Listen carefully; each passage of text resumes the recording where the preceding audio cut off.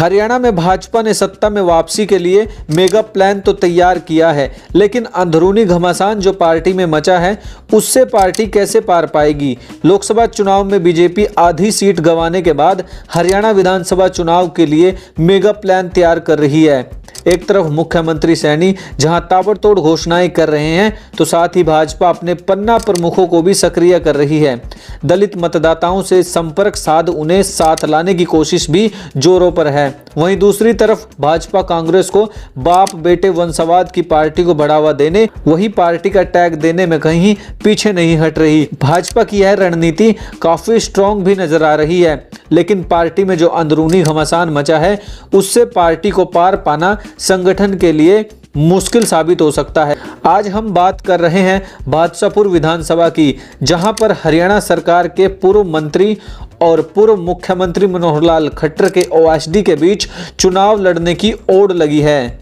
विधानसभा चुनाव से ठीक पहले दक्षिणी हरियाणा यानी कि अहिरवाल क्षेत्र के नेता राव नरबीर सिंह ने बीजेपी की चिंता बढ़ा दी है। वो बादशाहपुर विधानसभा से चुनाव लड़ने का ऐलान कर चुके हैं। राव नरबीर सिंह तो बीजेपी टिकट के बिना चुनाव लड़ने की बात कह चुके हैं, यानी कि बीजेपी की टिकट या फिर बिना बीजेपी की टिकट, दोनों ही परिस्थितियों में चुनाव लड़ने का ऐलान कर चुके हैं।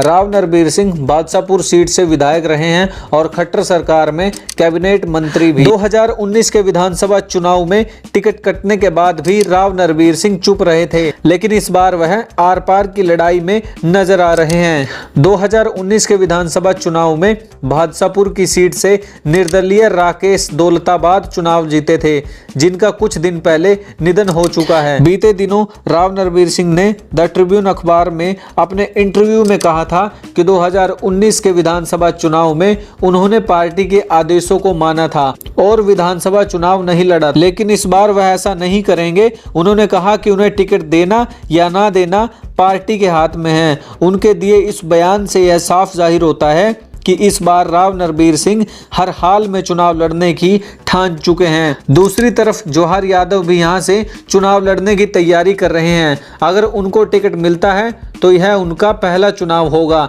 जवाहर यादव नए प्रत्याशी जरूर होंगे, लेकिन भाजपा टिकट पर उनकी दावेदारी कमजोर नहीं मानी जा सकती। जवाहर यादव पूर्व मुख्यमंत्री मनोहर लाल खट्टर के ओएसडी रह चुके हैं, साथ ही मौजूदा मुख्यमंत्री नायब सैनी के साथ भी काम कर चुके हैं। इस समय जवाहर यादव भाजपा हरियाणा के मुख्य प्रवक्ता भी हैं। ऐसे में पूर्व मुख्यमंत्री और मौजूदा मुख्यमंत्री के साथ उनकी नजदीकियों पर किसी तरह की शंका जाहिर नहीं की जा सकती। उनका ओएसडी पद छोड़ने का एकमात्र कारण बादशाहपुर से चुनाव की तैयारी करना था। पूरा समय अपने विधानसभा क्षेत्र में देने के लिए उन्होंने इस पद को छोड़ा था। अब आपको बताते हैं कि अहिरवाल क्या होते हैं। अहिरवाल के इलाके में रेवाड़ी, महेंद्रगढ़ और गुड़गांव की विधानसभा सीटें आती हैं। इस क्षेत्र में यादव मतदाताओं की संख्या काफी ज्यादा है और इस वजह से ही इस क्षेत्र को अहिरवाल कहा जाता है। अहिरवाल की राजनीति में मुख्य रूप से दो धड़े हैं। एक धड़ा राव इंद्रजीत सिंह का है, दूसरे धड़े में पूर्व कैबिनेट मंत्री राव नरबीर सिंह के अलावा पूर्व विधायक रणधीर सिंह, पूर्व डिप्टी स्पीकर संतोष यादव, भाजपा संसदीय बोर्ड की सदस्य सुधा यादव, सिंचाई मंत्री अभय सिंह यादव, पर्यटन निगम के अध्यक्ष डॉक्टर अरविंद यादव आदि शामिल हैं। अहिरवाल में गुरुग्राम, बादशाहपुर, सोहाना, महेंद्रगढ़, रेवाड़ी, पटौदी, नारनौंद, नांगल चौधरी, बावल, कोसली और अटेली विधानसभा सीट आती हैं। सिर्फ यही दो नेता ऐसे नहीं हैं जो बादशाहपुर क्षेत्र में चुनावी दंगल में भाजपा से अपनी दावेदारी पेश कर रहे हो। राव नरबीर सिंह का भारत सरकार में मंत्री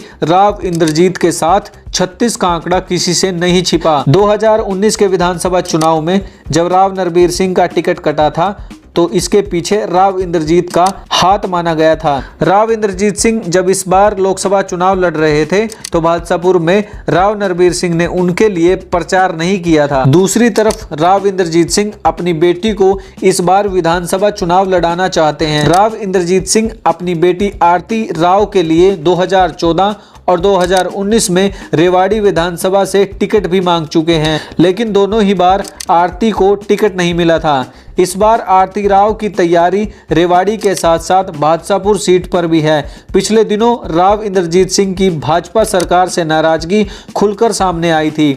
उनको मोदी सरकार में कैबिनेट मंत्री नहीं बनाया गया, जिसको लेकर उन्होंने कहा था कि वह भारत के इतिहास में अकेले ऐसे नेता हैं जो 5 बार चुनाव लड़ चुके हैं। भाजपा का उच्च नेतृत्व भी उनकी नाराजगी और उससे होने वाले नुकसान से भी भली भांति वाकिफ है। यही कारण है कि ओबीसी सम्मेलन में केंद्रीय गृह मंत्री अमित शाह ने उनको अपने पास वाली सीट पर बिठाए रखा और उनकी प्रशंसा भी करते दिखे। इन सब के अलावा भी कुछ नाम हैं जिन्होंने इस सीट में अपनी दावेदारी पेश की है।